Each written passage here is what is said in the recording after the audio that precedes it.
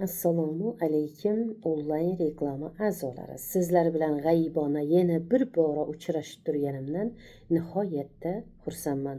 Bugungi temamiz siyrak bolalar haqida suhbatlashamiz.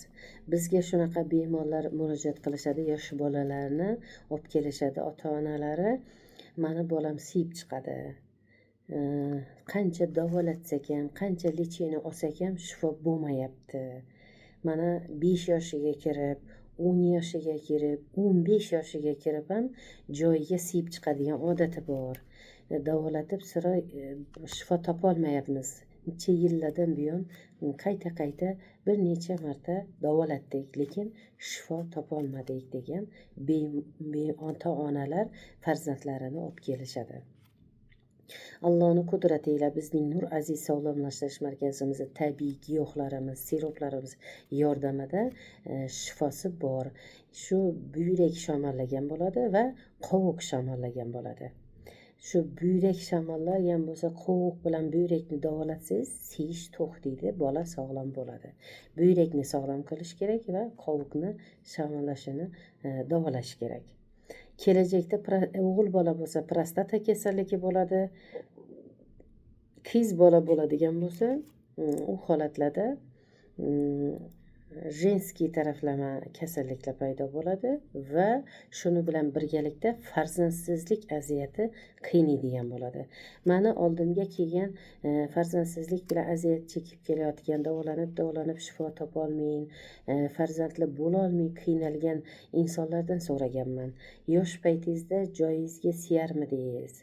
Siyrak bo'lganmisiz deb so'rasam, hammasi ha, men yosh paytimda joyimga siyib chiqardim degan gaplarni aytganlar. Обязательно shunga e'tibor qaratishimiz kerak yosh bolalarimizga.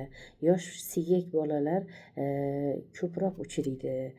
Mana shu ota-onamizga bog'liq. Birinchi, vaqtida ustiga e'tibor qilib, yotib turishiga e'tibor qilib, yurishiga, ko'chaga chiqishiga e'tibor qilishimiz kerak. Yosh bola bo'ladimi, kattalar bo'ladimi, kichiklar bo'ladimi, o'rta yosh bo'ladimi? Обязательно oyoqni issiq tutish kerak. Oyoq issiq tutilmasa, oyoq sovqotadigan bo'lsa, shamollashga olib keladi. Buyrak shamollashiga olib keladi, qovuq shamollashiga olib keladi. Butun organizm shamollashiga olib keladi. Shuning uchun oyoqni issiq tutishimiz kerak. Oyoq bilan shu a'zolarimizni, jenskiy a'zolarimizni, murskoy a'zolarimizni issiq tutishimiz kerak. Oyoq bilan shu a'zolar issiq tutilsa, hech qachon surunkali sistit kasalligi olib kelmaydi. Siyrak bo'lish ham surunkali sistit deyiladi. Yosh bolalarniki ham shu surunkali sistit kasalligi olib kelmaydi. Qiynalmaydi, kelajakda farzandsizlik aziyati chekmaydi va buyrak kasalligi, qovuq kasalligiga chalinmaydi vaqtida e'tibor qilsak. Iloji boricha ota-onalarimiz shunga e'tibor qilishi kerak. Agar shunaqa holat bo'lgan bo'lsa, vaqtida shu tabiiy giyohlardan, siruplardan ichirib, shifoli qilishlaringizni tavsiya qilaman. Sog' bo'linglar, omon bo'linglar, layklaringizni bosaveringlar. Kelgusi efirlarga chidab qolaman. Sog'lom insonlarimiz hech ham bemor bo'lmasin.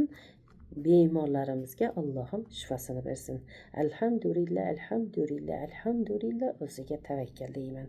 Sog' bo'linglar, omon bo'linglar. Kelgusi efirlarga chidab qolaman. Layklaringizni bosaveringlar.